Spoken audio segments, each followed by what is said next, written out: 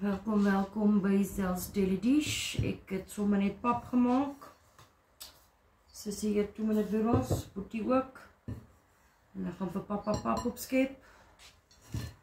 Ek gaan nie eet nie, want ek gooi al heel dag op. Ek voel nie lekker nie, ek is naar. Maar kom ek wys vir julle wat het ek vir papa gemaak. Pap en eiers. Let me show you.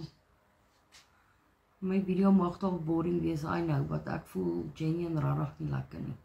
Mag julle almal 'n geseënde dag hê, laat weet my wat julle eet. Like, comment, follow, share. En kom ek wys julle wat eet papa.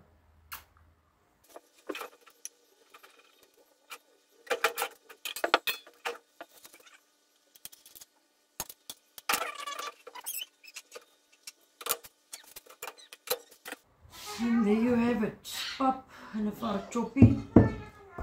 En dit is wat hulle eet op 'n Woensdag. Be blessed. Love you all.